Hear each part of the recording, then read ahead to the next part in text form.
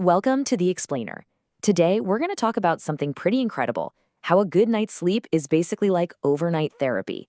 Yeah, literally, it resets your emotional brain for the whole next day. All right, let's start with a feeling I'm sure you know all too well. You have one bad night's sleep, you toss and turn, and the next day, everything sets you off. You're just snappy, irritable, totally on edge. So what's going on? Is it just you being moody, or is there something real, something biological happening in your brain? Well, it turns out it is not just a feeling. It's backed by a very specific and honestly a pretty shocking number.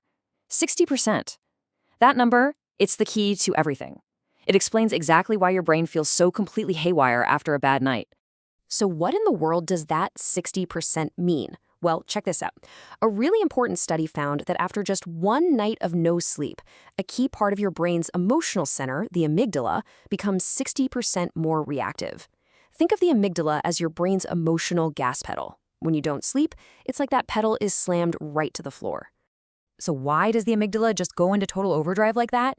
It's because when you're sleep deprived, the phone line to its boss gets cut. And who's the boss? The prefrontal cortex. That's the rational, logical part of your brain, the emotional brake. So when that connection is gone, you're left with all gas and no brake. And listen, this is super important. This isn't you having a bad attitude. It's a real, measurable breakdown in your brain's wiring. Okay, so if not sleeping causes all this emotional chaos, then what is it about good sleep that fixes it, right? Because here's the thing you have to get.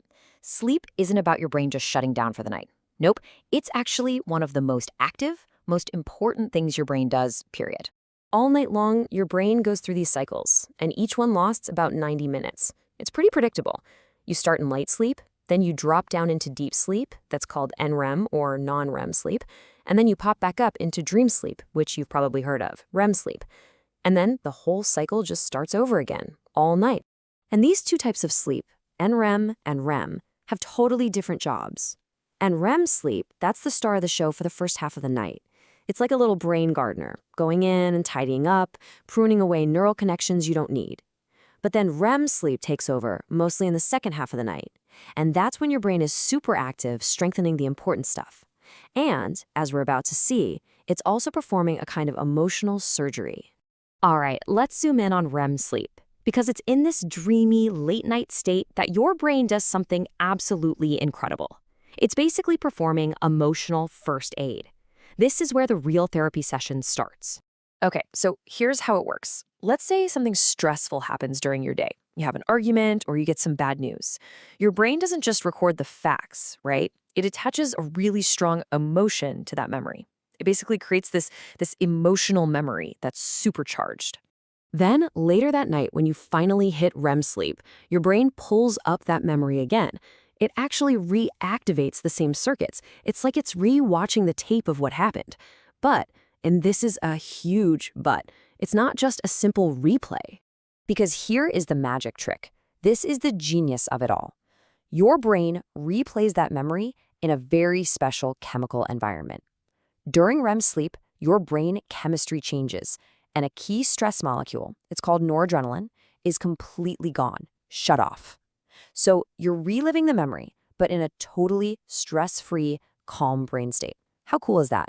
And by doing that, by reprocessing the memory without that jolt of stress chemistry, your REM sleep does something amazing. It separates the painful emotion from the memory itself. It kind of takes the sharp, painful sting out of it. It's like applying a soothing balm to an emotional wound. Scientists have this perfect name for this whole process. They call it the sleep to forget, sleep to remember hypothesis. I love that. The idea is that sleep helps you forget the painful emotional charge, but remember the actual event, and, more importantly, the lesson you learned from it. So you get to keep the wisdom, but you get to drop the emotional baggage. It's brilliant. So look, this isn't just some neat biology fact. This is absolutely fundamental to our mental health. It is a daily reset button that our brains need to push every single night. And you can see how bad things can get when this nightly therapy session gets canceled. I mean, disrupted sleep is a classic feature of almost every mood disorder out there. Think about things like PTSD or depression.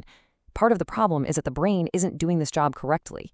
It's failing to strip away that emotion from painful memories, so the wound just never, ever gets a chance to heal properly.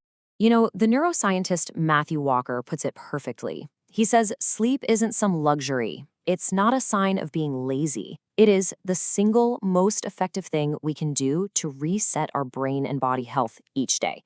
It's not optional. It's non-negotiable. So, let's wrap this up. What are the big things to remember here? 1. Not enough sleep puts your emotions on an absolute hair trigger. Your emotional gas pedal gets stuck. 2. REM sleep is literally your own personal overnight therapist, working to heal your emotional wounds while you dream.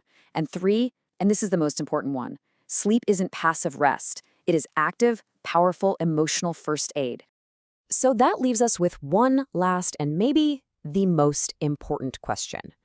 Now that you know sleep is the most powerful form of emotional first aid we have, you have to ask yourself, are you actually giving yourself that full dose every single night?